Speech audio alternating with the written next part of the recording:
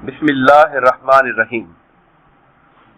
حقوق کے سلسلے میں آج ہم پڑوسیوں کے حقوق کے حوالے سے قرآن و سنت کی تعلیمات کی روشنی میں انشاءاللہ گفتگو کریں گے۔ اللہ تبارک و تعالی نے قرآن مجید کے اندر ارشاد فرمایا وَبِالْوَالِدَيْنِ إِحْسَانًا وَبِذِي الْقُرْبَى وَالْيَتَامَى وَالْمَسَاكِينِ وَالْجَارِ ذِي الْقُرْبَى وَالْجَارِ الْجُنُبِ وَالصَّاحِبِ بِالْجَنبِ وَابْنِ السَّبِيلِ کہ لوگوں اللہ کے سوا کسی کی عبادت نہ کرنا اور اپنے والدین، رشتہ داروں، یتیموں، محتاجوں اور رشتہ دار ہمسائے اور اجنبی ہمسائے اور جو رفقا ہیں یعنی کہ عارضی طور پہ کسی دفتر میں کام کرنے والے یا کسی دکان پہ کام کرنے والے عارضی طور پہ دن میں چند گھنٹوں کے لیے اکٹھے رہتے ہیں، اللہ نے ان کو بھی ہمسایوں میں شریک کیا ہے۔ فرمایا ان کے ساتھ اور مسافروں کے ساتھ اچھا سلوک کیا کرو۔ اس قرآن مجید کی آیہ کریمہ کے اندر ہمسایوں کی 3 قسمیں کی گئی ہیں۔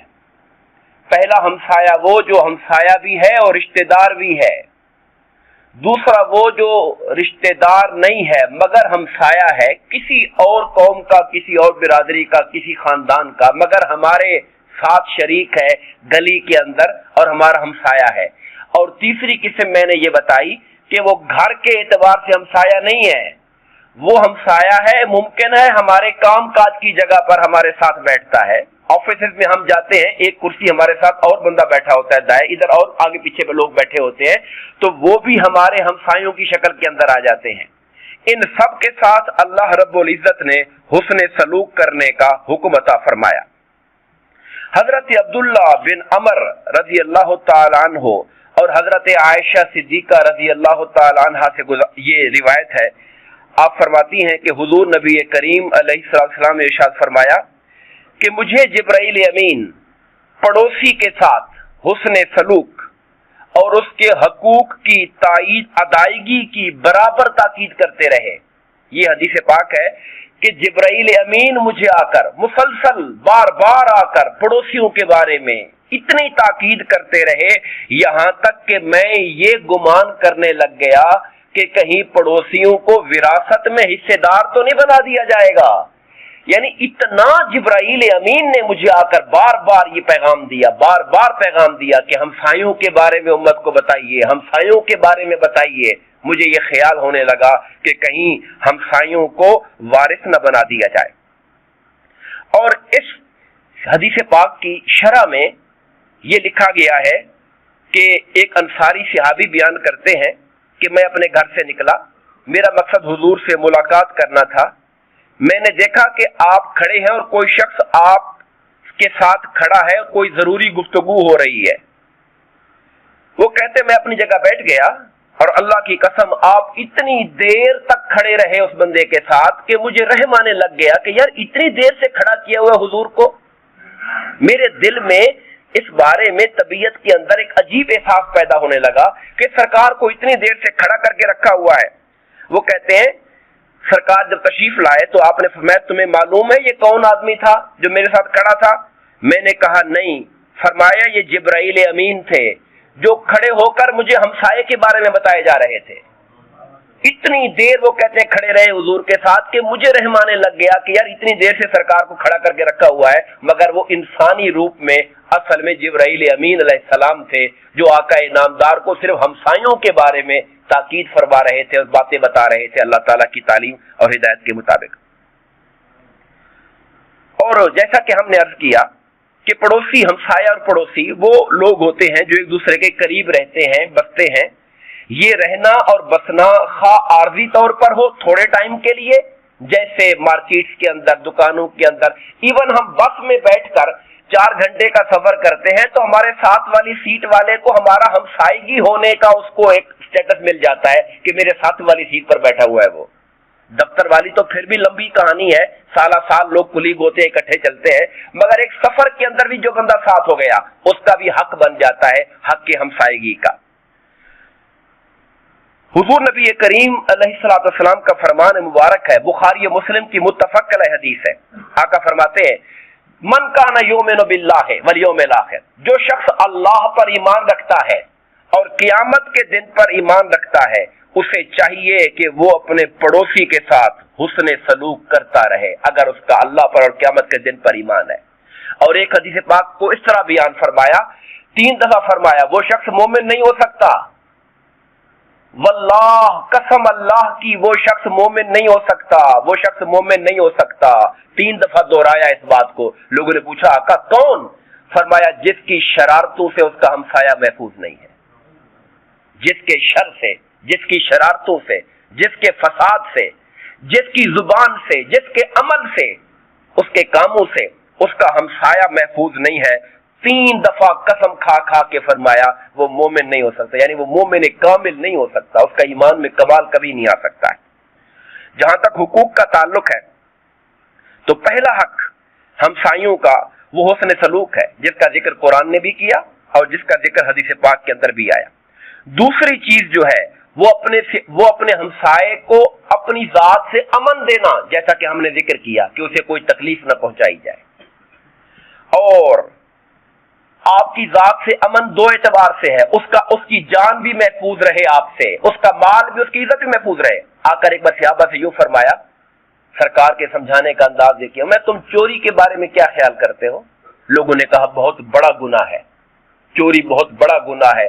फरमाया 10 चोरियों से बड़ी गुनाह यह है कि हमसाये की चोरी की जाए, यानी 10 चोरियां और जगह की जाएं, उससे ज्यादा संगीन गुनाह यह है कि कोई अपने हमसाये की चोरी करे, क्योंकि हमसायगी के अंदर उसका गुमान और तवक्को ये होती है कि मेरा हमसाया है, ख्याल करेगा, ये हमारे साथ ख्याल करेगा।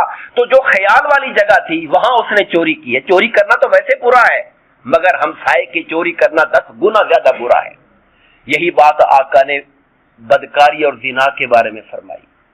कहा कि क्या ख्याल है? लोगों ने कहा बहुत बड़ा गुनाह है। फरमाया हमसायों के साथ ये सलूक करना ये 10 गुना बड़ा गुनाह है, क्योंकि ये वो जगह है जहां पर जिनकी जान, माल और इज्जत और आबरू की हिफाजत बतौर हमसाया हमारी जिम्मेदारी होती है, और उस जगह पर इस तरह की खयानत करना ये बाकी गुनाह के मुकाबले में 10 गुना उसको संगीन बना देती है। इसी तरह मोहब्बत और खैर खाही का जज्बा है। सरकार का फरमान है, जैसे अमूमी फरमान है कि तुम में से कोई उस वक्त तक मोमिन नहीं हो सकता जब तक अपने भाई के लिए वो पसंद न करे जो वो अपने लिए पसंद करता है, और एक रिवायत में है जो वो अपने हमसाये के लिए वो पसंद न करे। अगर मुझे ये पसंद है कि मुझे किसी का शोर ना आए, तो आपको हमसाये के लिए भी ये चीज पसंद हो कि मेरे घर का शोर उसको तंग न करे। यानी जो मैं अपने लिए पसंद करता हूं कि मेरे घर का रास्ता कोई अपनी गाड़ी लगा के रोक ना दे, तो उसके लिए भी पसंद करें कि उसके घर का भी रास्ता साफ रखना चाहिए। मैं अगर पसंद करता हूं कि मेरे घर के आगे गंदगी कोई ना डाले, किसी का गंदा पानी ना गुजर रहा हो, तो मुझे भी ख्याल करना होगा कि मैं जो अपने लिए चाहता हूं वो अपने हमसाये के लिए भी सोचूं, उसके लिए भी पसंद करूं मैं। इसी तरह उसकी खबरगिरी करते रहना, अपने हमसाये के मामलात के हवाले से इतना खबर रखना कि किसी परेशानी में तो नहीं है, ये भी सरकार का फरमान है। हदीस पाक है तबरानी शरीफ की, आका ने फरमाया जो शख्स पेट भरकर रात को आसूदा होकर सो जाए और उसका पड़ोसी भूखा हो और उसे उसका पता भी हो, तो उसका मुझ पर ईमान नहीं हो सकता है, यानी वो मुझ मुस्तफा को मानता नहीं है। फिर अगर उसका पड़ोसी भूखा सो रहा है और वो बड़े इत्मीनान से सोया है, हालांकि उसे पता भी है कि उसके घर के अंदर इस तरह के मसाइल और परेशानियां चल रही हैं, तो हमसायों की खबरगिरी करना ये भी उनका हक है।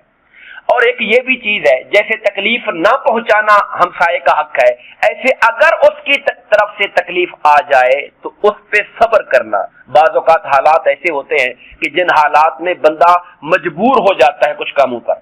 घर में कोई फंक्शन है, कोई शादी है, कोई खुशी है, कोई गमी है, तो मेहमानों के रश की वजह से गली बाज़ औक़ात भर जाती है और आपको तकलीफ होने लग जाती है। ऐसे मौके पर सब्र करना, हमसायों को परेशान न करना कि मौका ऐसा है, खुशी है या गम है, वहां पे उनकी खुशी गम के अंदर शरीक होना, और उनकी तरफ से अगर कोई मसला, शिकायत, कोई तकलीफ पैदा हो रही है, उस तकलीफ पे सब्र करना। और एक हदीस पाक मैंने ये भी पढ़ी और बड़ी दिलचस्प हदीस पाक है। एक शख्स सरकार की बारगाह में आकर उसने अपने हमसाये की शिकायत की कि या रसूलल्लाह मेरे साथ बड़ी ज्यादती करता है वो। हुजूर ने फरमाया सब्र करो, कोशिश करो, सब्र करो। وہ दूसरी दफा शिकायत लेकर आया, सरकार ने सब्र की तलकीन की। वो तीसरी दफा शिकायत लेकर आया, सरकार ने कहा अपना सामान घर का निकाल के बाहर गली में रख दो। ये बड़ी दिलचस्प बात है, मैं अपने घर का सामान निकाल कर गली में रख दो। जब गली में रखा तो लोग आए गए, पूछते यार क्या वजह है, सामान तेरा बाहर पड़ा है। कहते यार हमसाये की वजह से बड़ा परेशान हूं। लोग कहते यार लाना तो खुदा की, इतना परेशान किए हुए तुम्हें। तो लोग आने जाने वाला उस पर इतना लान तान करता गया कि वो शख्स हुजूर की बारगाह में गया, यार लोग मुझे लान तान कर रहे हैं, तो मैं लोगों की लान तान बाद में है, अल्लाह पहले तुझ पे लानत फरमा रहा है, इसलिए कि तूने हमसाये को तंग कर रखा है और तेरी तंगी की वजह से मजबूर होकर उसने ये अमल उठाया है। वो वापस गया, जाकर उससे माफी मांगी, कहा अपना सामान घर में रख, मेरी तरफ से तुम्हें कभी तकलीफ नहीं पहुंचेगी। तो इस तरह का रद्द अमल भी सरकार ने उस शख्स को तजवीज किया जिसको उसका हमसाया मुसलसल तंग किए जा रहा था, तो सरकार ने एहतजाज करने का उसको ये उसलूब और तरीका भी सिखा दिया था।